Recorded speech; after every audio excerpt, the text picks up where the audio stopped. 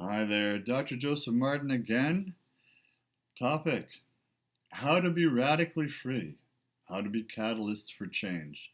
So, this is the most important thing that we can talk about. Now, I'm going to go at it a little differently today. It's going to be symbolically pairing up through language, linguistic terms, how uh, free radicals from the background of organic chemistry and biochemistry and health, which is what my background is from many decades ago, is paired up with free radicals in the social, political, economic change system.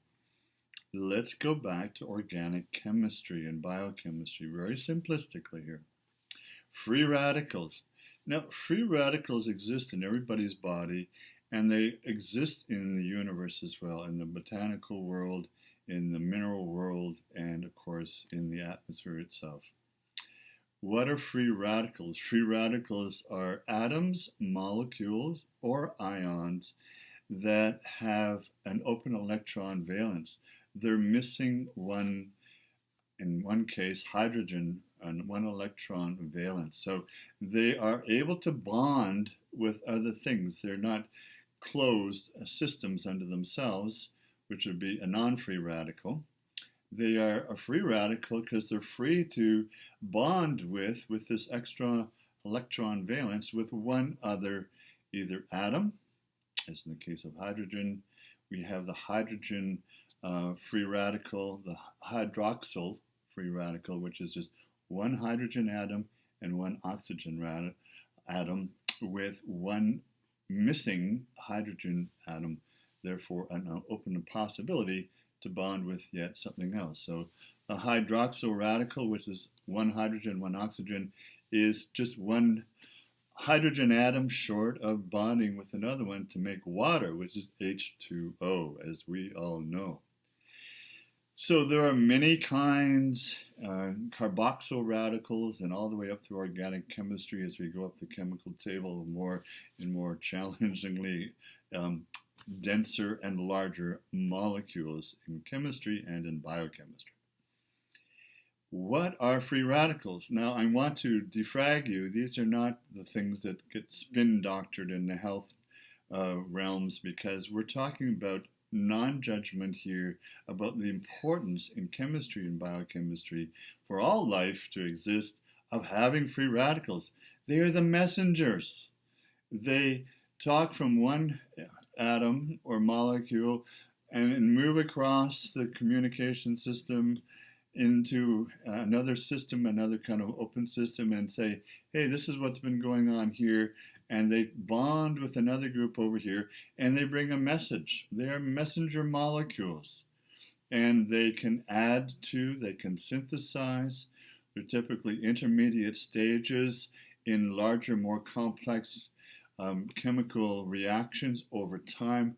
They're the intermediaries that will polymerize into larger molecules farther down the road. And this happens in the atmosphere. It happens within chemical solutions, whether water-based or oil-based. It happens within the earth and the soil. It happens within food. And it happens within our body when we work out and take seriously the need to do muscular exercise, which shifts up our biochemistry. And it does create free radicals when we do weightlifting, running, cardio, core, exercise of any sort, any kind of sport you like to do it. Just do it. And you will create some free radicals. These are messenger molecules that say, hey, we need a little bit more protein here, or we need some enzymes here, or we need something else going on here. So let's keep building up the muscle and make it stronger, make us stronger. The free radicals are the messengers. They're all good. That's a great message.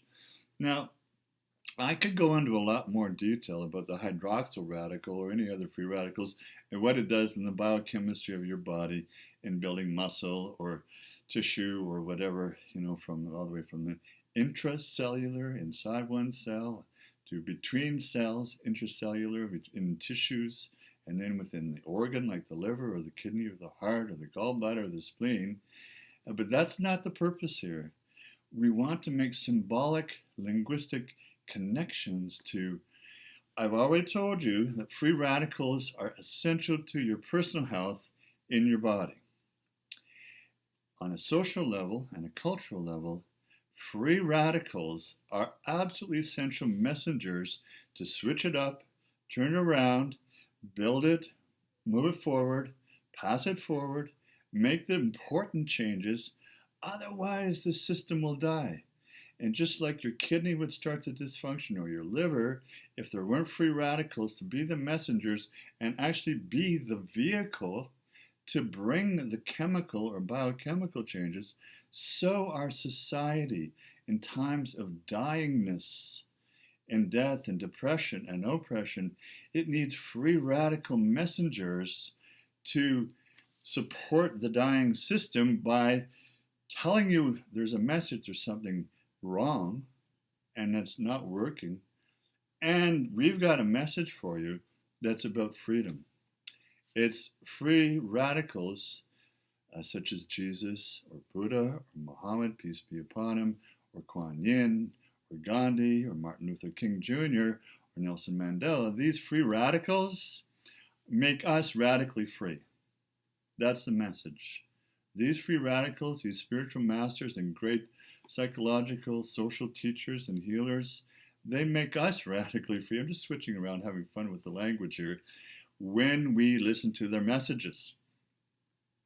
And that kind of will create a new social organization or complexity or wholeness or utility or beauty or grace or ease of flow, and get all the dysfunctions out, and use positive feedback within the social system and new ways of being culturally relevant through art and music. We have artistic free radicals. Those are the great visionary artists from William Blake all the way down to our present musicians and artists and visionaries who are shifting it up. They're the free radicals of our culture. Well, the good news is we all need to be and can be. We are, because we're just one social body here on the planet, and we're all organic catalysts, organic chemical, social chemical catalysts to healing the one body of the earth. We're not just healing the consciousness of the one society here that's emerging. We are the free radicals, the messengers for generations to come. Remember, we're just intermediaries. We're in a time stage here, we're going to make it flow for a whole new society that's emerging. Not just the social organism, but the complete, all our relations organism of all our species, botanical, animal, mineral, so on, and the Earth Mother herself.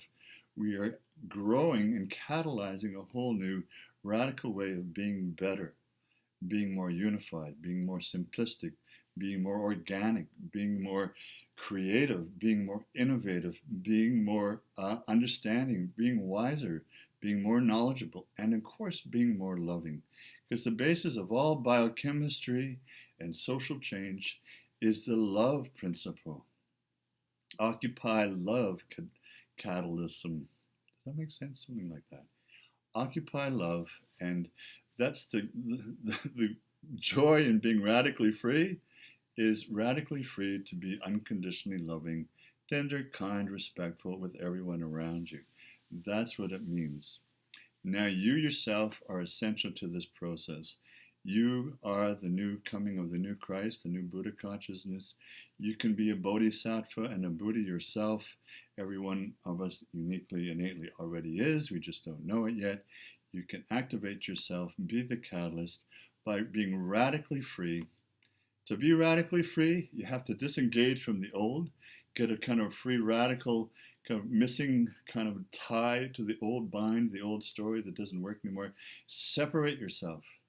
You must do this psychologically, spiritually, and socially, so that you can be free to float around and connect with whoever you need to be and be the joy you are, and bring the joy as a message of hope, love, support, sacredness, fun, play, laughter to all the tribe around you and eventually to the whole world.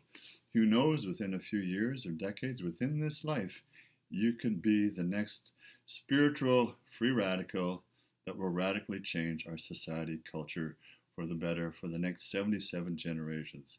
So all love and blessings and support. Have fun with it and enjoy the process. God bless. Dr. Joseph Martin in Onwards and Upwards.